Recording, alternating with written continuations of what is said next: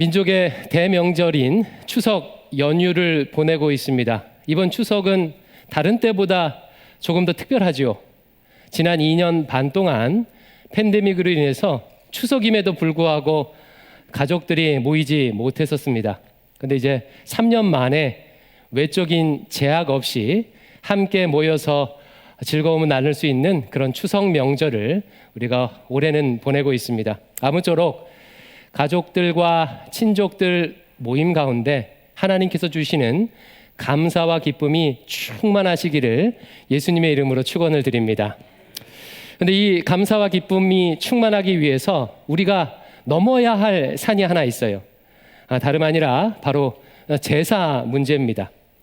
온 가족이, 온 가문이 예수님을 다 믿고 이 명절 때 함께 같이 예배를 드리면 좋겠지만 아직 그러지 못한 가족들도 정말 많이 있습니다. 여러분, 현재 한국 사회에서 그 명절에 차례를 드리는 가정의 비율이 어느 정도 될 것 같습니까? 그 팬데믹이 있기 직전인 2019년도의 통계를 보면요, 한국에 있는 가정들의 거의 66%, 즉 3분의 2 정도가 명절 때 여전히 차례 지내고 제사를 지낸다고 합니다. 그러니까 제사가 많이 없어졌지만 여전히 많이 남아 있는 거예요. 따라서 제사를 드리는 집안에 사는 성도님들은 이럴 때마다 고민이 되지 않을 수가 없겠죠. 절을 해도 되는지 안 되는지, 제사 음식 만드는 거 동참해도 되는지 안 되는지, 또 제사 음식을 먹을 수 있는지 없는지 고민이 되지 않을 수가 없습니다. 이에 오늘은요, 추석을 맞이해서 이 제사 문제, 유교 제사 문제를 한번 다루어 보려고 합니다. 먼저는 유교 제사에 관한 성경적 입장이 무엇인지를 말씀을 드리고요. 그 다음에는 우리가 그리스도인으로서 어떻게 이 제사 문제에 대응을 해야 하는지를 나누도록 하겠습니다. 제가 예전에 청년 사역할 때 청년들에게 이 문제를 나눴었는데 장년분들도 이번 기회를 통해서 확실히 제사 문제에 대한 입장을 정리하시기를 바랍니다. 먼저는 유교 제사에 대한 성경적 관점에 대해서 나누겠습니다. 여러분에게 질문을 드려볼게요.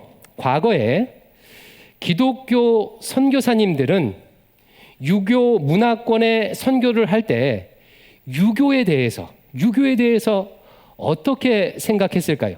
유교에 대해서 적대적이었을까요? 아니면 유교에 대해서 호의적이었을까요? 기독교 역사를 보면요, 유교에 대해서 선교사님들이 매우 호의적이었습니다.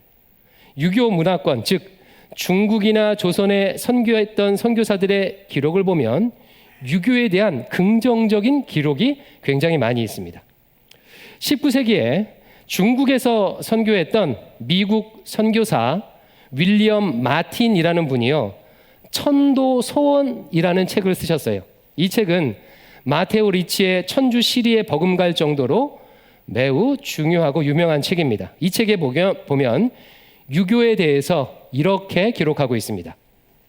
유교는 인륜의 도, 즉 인간의 관계에 대해서 말한다면 기독교는 하나님과의 관계와 인간의 관계 모두를 말한다. 따라서 기독교와 유교는 옳고 그름이 아니고 넓고 좁음의 차이다 라고 이렇게 기록을 했습니다. 여러분, 기독교는 하나님 사랑과 이웃 사랑에 대해서 말하지 않습니까? 강조하죠. 근데 유교는 그 중에서 이웃 관계, 이웃 사랑에 대해서 말한다는 거예요. 따라서 기독교는 조금 더 넓고 유교는 좁은 정도의 차이라는 것입니다. 유교에 대해서 굉장히 긍정적이죠. 19세기 말에 만주에서 최초의 한글 성경을 번역했던 존 로스 선교사님도 이런 이야기를 하셨어요. 유교와 기독교는 한 결의의 소와 같다. 유교와 기독교가 조선이라는 밭을 함께 갈고 있는 두 마리 소와 같다는 거예요. 그러니까 서로 상충되지 않는다는 그런 의미입니다. 한국 장로교 선교의 아버지라고 할 수 있는 언더우드 선교사님도 유교에 대해서 이런 이야기를 하셨어요. 유교는 아름다운 나무와 같고 기독교는 봄날의 태양과 같다. 해서 즉 태양과 같은 기독교가 나무와 같은 유교를 비추어서 유교를 더욱더 풍성하게 할 수 있다. 이런 취지의 글입니다. 여러분, 사상으로서의 유교는 어떤 정신을 가지고 있습니까? 우리가 잘 아는 가장 기본적인 도덕 지침은 그 삼광오륜에 나와 있지요. 삼광오륜은 임금과 신하, 부부, 그리고 부모와 자식, 스승과 제자, 어른과 아이, 친구 관계를 규정해 놓은 것입니다. 예를 들면 임금과 부모와 스승에게 공경을 다 할 것을 가르치는 내용을 담고 있어요. 이런 유교의 가르침은요, 기독교의 가르침과 크게 다르지 않죠. 성경도 나라에 충성하고 부모와 스승을 공경하고 친구에게 사랑하라고 그렇게 가르치고 있습니다. 선교사들이 유교를 호의적으로 볼 수밖에 없는 대목이죠. 그러나 조선의 선교 역사를 보게 되면요, 아이러니하게도 유교와 기독교는요, 조선 정부와 교회는요 별로 사이가 좋지 못했어요. 조선 정부는 오랜 기간 교회를 매우 많이 핍박을 했습니다. 참 아이러니해요. 조선 선교는 천주교가 개신교보다 딱 100년을 앞섭니다. 천주교가 조선에 처음 들어오기 시작한 100년 동안 조선 정부는요 천주교를 엄청나게 핍박을 했습니다. 신유박해, 기해박해, 병호박해 등등 5번의 박해를 통해서 2만 명에 넘는 천주교인들이 이 조선 정부에 의해서 목숨을 잃게 된 거예요. 순교를 하게 되었어요. 개신교도 마찬가지입니다. 천주교보다 100년 뒤에 전해진 개신교에 대해서 조선의 유학자들이 뭐라고 했냐면요, 예수교는 부모를 모르는 후레자식의 종교다라고 이렇게 비난을 했습니다. 그러면 도대체 무엇 때문에 조선 정부는 이렇게 교인들을 박해를 했을까요? 핵심은 제사 문제였어요. 제사 문제. 교회가 유교 제사를 거부했기 때문에 핍박을 했습니다. 조선은 유교 국가로서 제사 제도를 매우 중요하게 여겼죠. 하지만 기독교인들이 제사를 거부하니 이것을 받아들일 수 없었던 것입니다. 그렇다면 그럼 한번 생각해 보세요. 조금 전에 교회가 유교를 호의적으로 생각했다고 했잖아요. 그런데 왜 교회는요 유교 제사에 대해서는 이렇게 거부했을까요? 그 이유는 분명합니다. 유교 제사는 조상에 대한 예의를 넘어서서 미신 숭배가 분명했기 때문이에요. 유교가 종교냐 아니냐에 대해서는 오래된 논쟁이 있죠. 본래 유교는 종교가 아니다, 철학이나 윤리일 뿐이다 라고 말하는 학자들도 많습니다. 하지만 그 논쟁과는 별개로 유교 제사의 경우에는요 오랜 역사의 과정을 거쳐오면서 귀신을 숭배하는 미신적인 제도가 되었음이 분명하다는 거예요. 유교 역사를 보게 되면 본래 유교 제사는 조상에 대한 공경의 의미를 담는 의식으로 출발했다고 합니다. 그러나 역사 과정 가운데서 무속신앙과 불교의 영향으로 인해서 온갖 미신적인 것들이 유교 제사에 담기게 되었대요. 여러분, 자산어보라는 책을 쓴 정약전, 여러분 아시죠? 들어보셨죠? 정약용, 다산 정약용의 형님이신데 작년에 이분에 대한 영화도 한 편 출시가 됐었습니다. 이 정약전은요 천주교인으로 알려져 있는데요, 그가 지었다고 알려진 시 중에서 제목이 십계명가라는 시가 있어요. 이 시의 한 대목을 보게 되면 조선시대의 유교가 얼마나 미신적이었는지를 짐작할 수 있는 부분이 나옵니다. 제가 십계명가의 한 부분, 이제 첫 단락인데 한번 읽어드릴게요. 세상 사람 선비님네 이 아니 우스운가, 사람 나자 한평생에 무슨 귀신 그리 많노, 아침 저녁 종일토록 합장 배례 주문 외고, 자고 깨자 행신언동 각기 귀신 모셔봐도 허이허래 마귀 미신 믿지 말고 천주 믿세. 이렇게 이제 시작을 해요. 이렇게 시작을 합니다. 이런 말이 옛날 말이라 좀 어렵지만 의미는 대강 아시겠죠. 조선시대 유교 풍습이요, 귀신에게 합장 배례하고 주문 외는 것과 다름이 없다는 그런 지적을 하고 있는 거예요. 이것은 21세기인 요즘도 마찬가지입니다. 성균관 대학의 유학자들이 편찬해 놓은 유교 대사전이라는 책이 있어요. 그러니까 유교에서 벌어지는 여러 가지 개념들을 정의해 내려온 사전인데요. 이 책에 보게 되면 유교 제사를 그 유학자들이 스스로 이렇게 정의 내리고 있습니다. 규정해 놓고 있어요. 제가 한번 읽어드릴게요. 사전에 뭐라고 나와 있냐면, 유교 제사는요, 조상을 받들어 추모하는 의식 또는 신령에게 음식을 바치며 기원을 드리는 행사, 이렇게 제사에 대해서 규정해 놓고 있습니다. 여러분 한번 잘 보세요. 첫 부분, 조상을 받들어 추모하는 의식, 여기까지는요 크게 문제가 없어 보이죠, 그렇죠? 조상을 받들거나 추모하는 의식은 우리가 국기에 대한 경례를 하거나 순국 선열들을 위한 묵념을 하는 것처럼 공경의 표현으로 충분히 용납할 수 있는 그런 부분이에요. 그러나 그 다음 잘 보십시오. 신령에게 음식을 바치며 기원을 드리는 행사, 이 부분은요, 제사가 귀신을 섬기는 이름을 분명하게 말하고 있습니다. 신령에게라는 말은 신이 있다는 것을 전제하고 하는 말이죠. 음식을 바친다라는 것은 그 제사 음식을 흠양하는 영적 존재가 있음을 상정합니다. 기원한다, 즉 기도한다는 것은 기원을 받는 영적 존재가 있다는 그런 말이에요. 내려주셔도 좋습니다. 이런 개념은요, 실제 제사를 드려본 분들은요 아마 다들 경험하셨을 거예요. 저희 집안도 제가 어렸을 때 큰 집에서 제사를 드렸었는데요, 그 제사 드릴 때 어떻게 했냐면, 그 제사상을 차려놓고 11시에서 1시 제사가 끝나야 밥을 먹을 수 있었습니다. 왜 그 전까지 밥을 못 먹어요?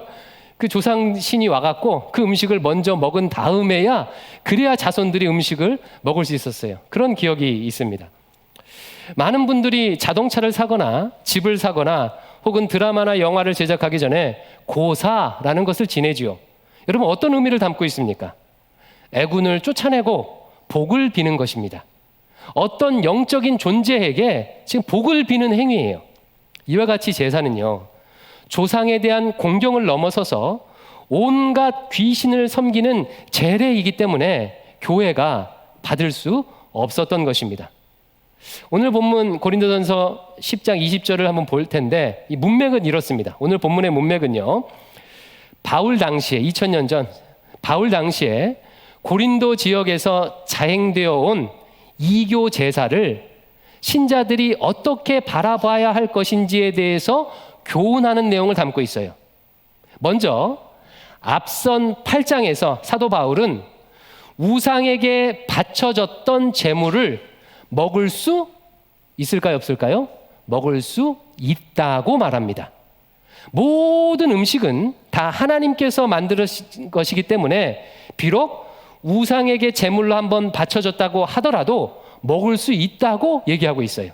다만 혹시 내가 그 음식을 먹는 것을 보고 다른 성도 누군가가 시험을 받게 되면 자신은 먹지 않겠다라고 하면서 추가적 교훈을 주고 있어요.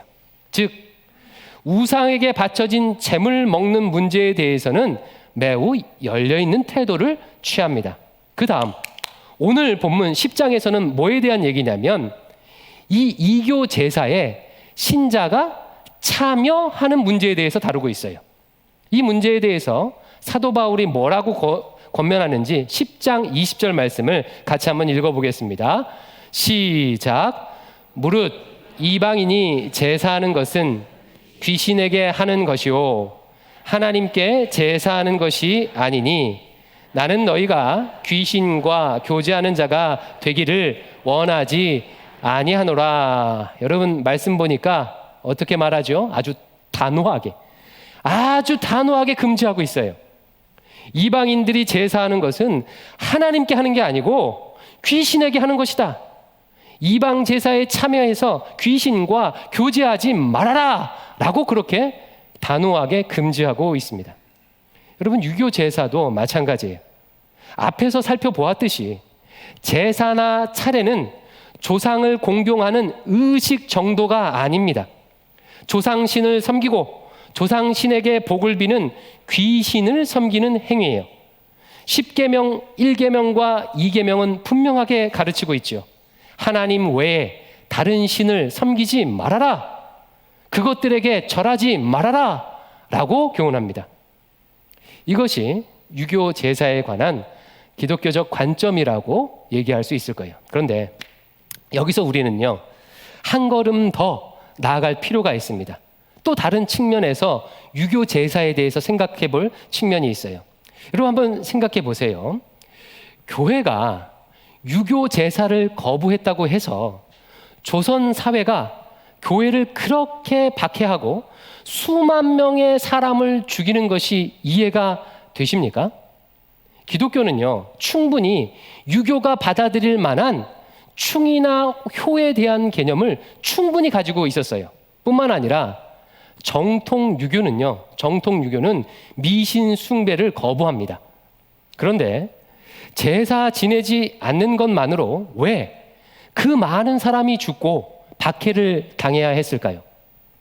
그 이유는요, 유교 제사는 하나의 제의를 넘어서서, 그러니까 종교적인 행위를 넘어서서 조선 사회의 사회적 관계 그리고 권력 관계를 아주 공고하게 만드는 제도이기 때문에 그래요. 유교 제사는요, 조상 공경이라는 좋은 취지로 시작되었지만 시간이 지날수록 조선 사회의 신분 질서를 공고히 하고 기득권을 옹호하는 방향으로 흘러가게 됩니다.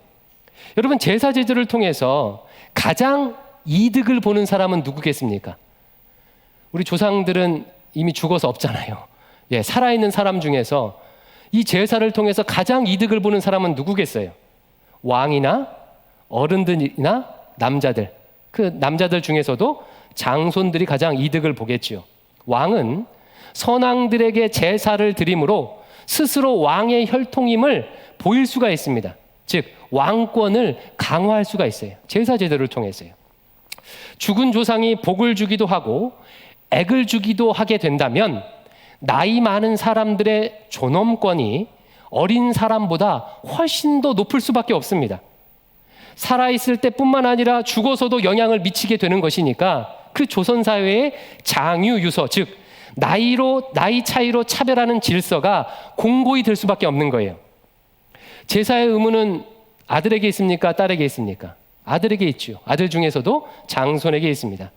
따라서 이런 의무와 권한이 아들에게 있는 한 아들과 딸 중에 누구를 선호하게 될까요? 당연히 아들을 선호하게 되죠. 자연히 남아 선호 사상과 남녀 차별이 있게 될 수밖에 없습니다. 이로 인해서 부모의 재산을 상속할 때도 남녀 차별이 있게 되고 장자와 차자의 차등이 생기게 되는 거예요. 또한 유교 제사는요, 입신양명을 중요하게 강조할 수밖에 없습니다. 여러분, 조상신에게 복을 받았다는 가장 큰 증거가 무엇이겠습니까? 입신양명하는 거겠죠. 세속적으로 세상적으로 성공하는 거예요. 그래서 여러분, 제사 지낼 때 가족들이 모였을 때 주로 뭘 하긴 합니까?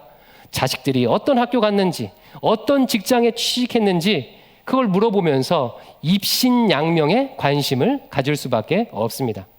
더 나아가서요, 유교 제사는요, 혈연과 지연을 강조하게 만들죠. 우리 종친회, 우리 가문 출신, 같은 성씨 등등이 중요해지게 되고 사회 구조가 혈연과 지연으로 재편되게 되는 거예요. 그러니까 매년 수차례 반복돼서 드리는 이 제사를 통해서요, 이 관계를요 계속해서 확인하고 공고하게 하는 것입니다. 이처럼 유교 제사는요, 단지 조상을 공경하는가 아닌가의 문제를 넘어서서 제사를 통해서 이어져 내려오는 신분 관계와 권력 관계를 인정할 것인가 인정하지 않을 것인가의 문제와 연결이 되어 있습니다. 제사의 거부는 유교 사회에 대한 정치적 도전이 되고 왕권에 대한 도전이 되고 기득권에 대한 도전이 되는 것입니다. 때문에 유교 제도 아래에서 이득을 보고 있었던 이 양반들과 권력자들이 이 제사의 거부를 받아들일 수 있겠습니까? 그럴 수 없겠지요. 그 기득권을 쉽게 내려놓을 수 없는 것입니다. 이것은 반대로 생각해 보면 더 잘 이해가 돼요. 여러분, 최근에는요, 자연스럽게 제사가 조금씩 줄어들고 있어요. 여러분 보시기에 왜 한국 사회에 점점점 제사가 줄어드는 것 같습니까? 뭐 여러 이유가 있겠지만 제가 생각할 때는요, 더 이상 제사 제도를 통한 기득권들이 사라졌기 때문이라고 생각을 해요. 호주제가 오래전에 폐지되었죠. 이제 모든 유산은 특별한 유언이 없는 한 남녀가, 아들과 딸이 공평하게 법적으로 상속받을 수 있게 되었습니다. 장손에게 이득이 되는 일들이요, 거의 다 사라졌어요. 제사는 이제 장손에게 의무와 책임만 있고 혜택은 없는 일이 되었습니다. 그러니 점점 더 제사 지낼 필요성을 못 느끼게 되는 거죠. 지내도 어떻게 해요? 약식으로 아주 간단하게 제사 지내게 되는 것입니다.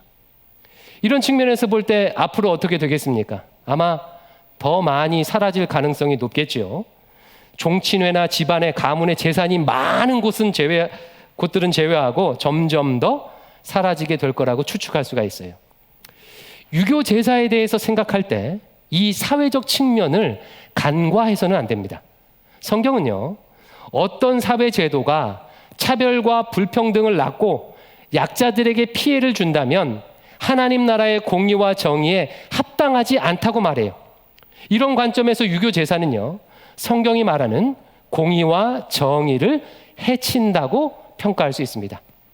자, 이제 유교 제사에 대한 기독교적인 관점을 종교적인 측면 그리고 사회적인 측면에서 제가 이제 설명을 해드렸는데요. 그러면 다음으로 그리스도인으로서 어떻게 이 제사 문제에 대해서 대응해야 할지를 나누도록 하겠습니다. 이 시간에는 세 가지만을 여러분들께 제안을 드립니다. 첫 번째는요, 혹시 집안이 제사를 드린다면 절하지 마시고 제사에 참여하지 마시기 바랍니다.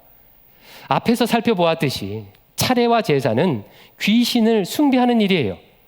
이렇게 분명히 눈에 보이는 우상도 거부하지 못한다면 어떻게 눈에 보이지 않는 우상들을 거부할 수가 있겠습니까? 신자의 가장 기본적인 의무를 훼손하지 마시기 바랍니다.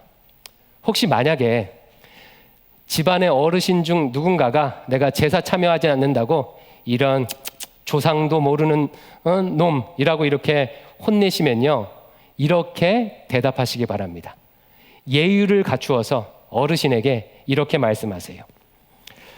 어르신, 제사의 목적은 조상들의 삶을 회상하고 그분들의 수고를 기억하고 감사하는 것이라고 생각합니다.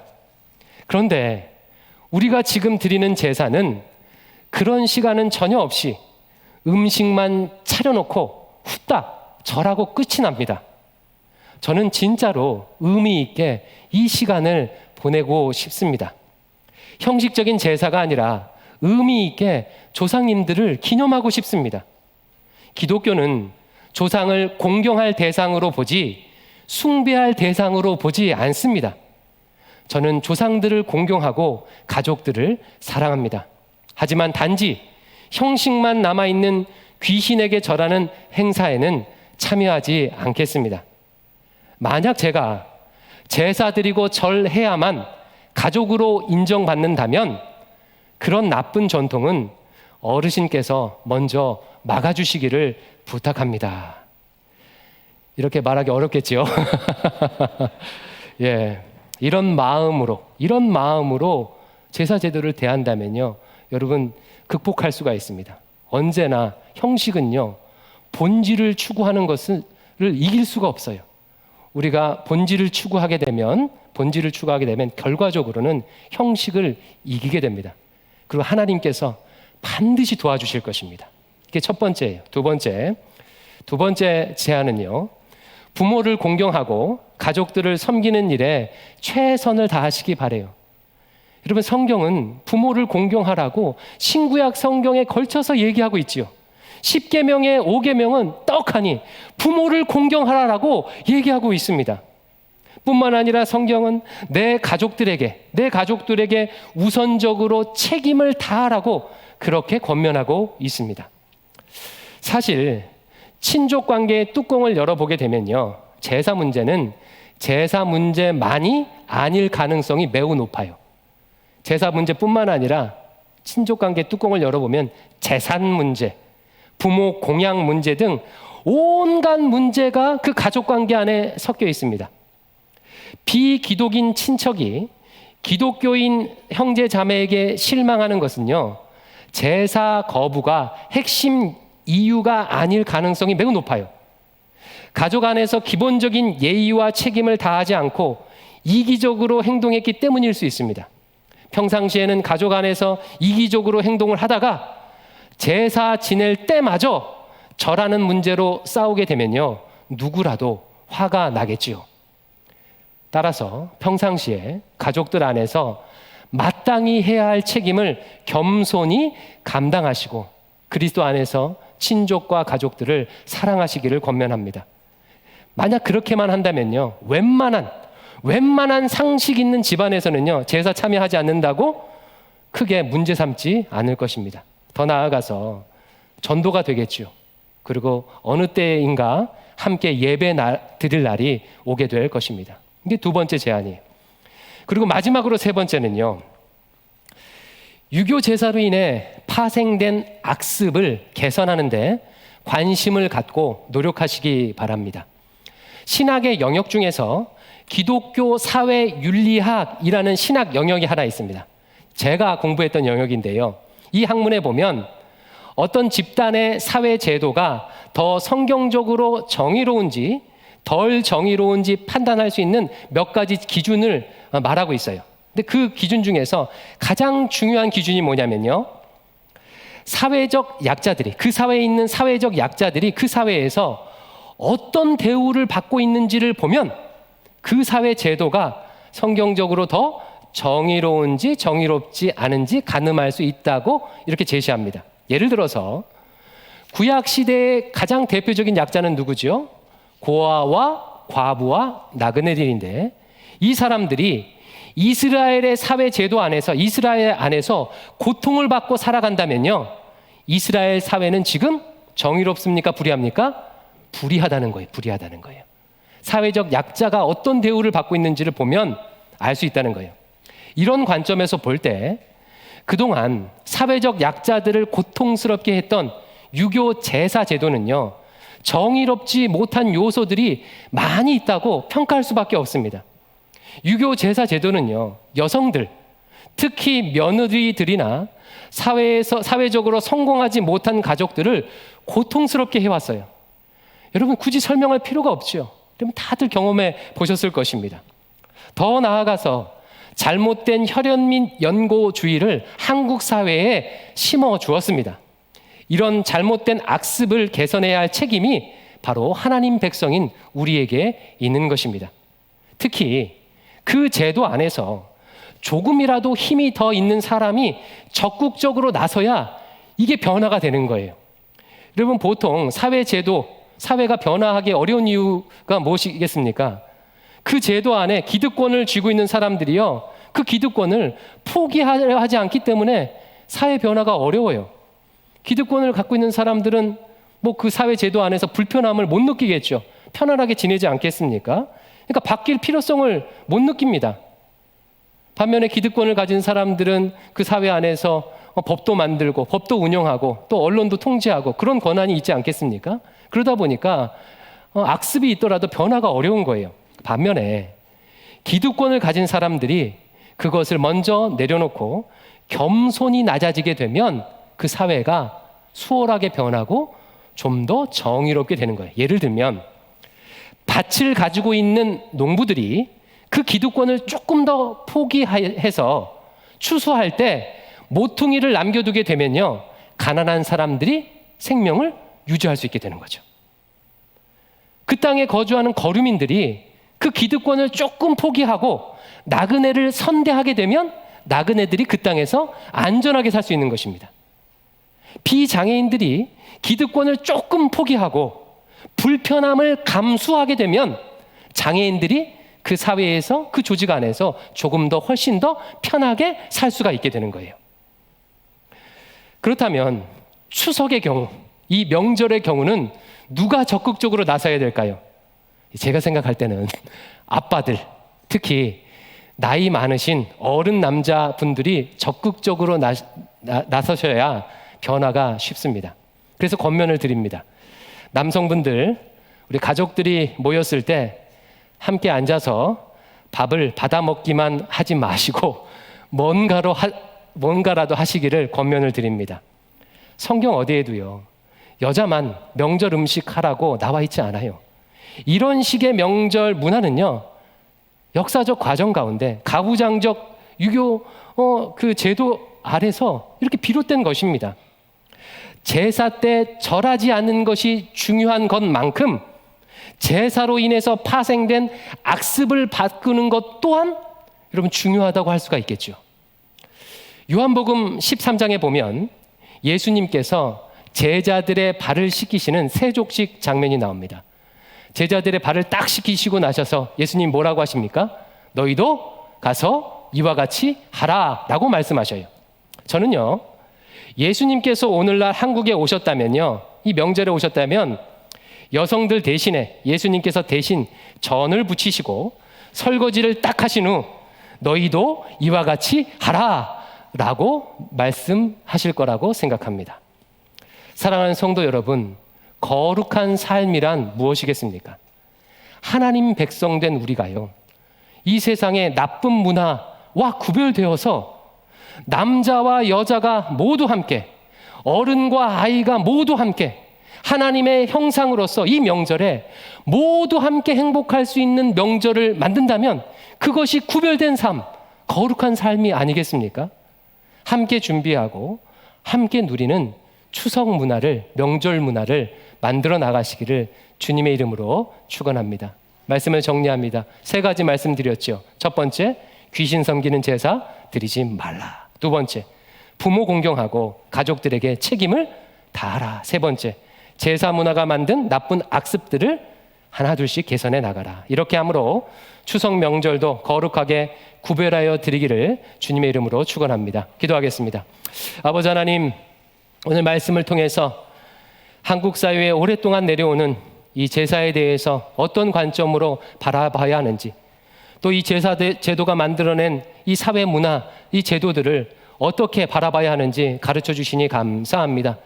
하나님의 백성답게 아버지 하나님, 제사 제도 아래서도 명절에서도 거룩하게 구별하여 드리는 저희들 되도록 인도하여 주시옵소서. 하나님의 형상으로 지음받은 모든 사람들이 이 명절에 함께 행복하고 즐거워할 수 있도록, 그런 문화를 만들어 나갈 수 있도록 인도하여 주시옵소서. 예수님 이름으로 기도드립니다. 아멘.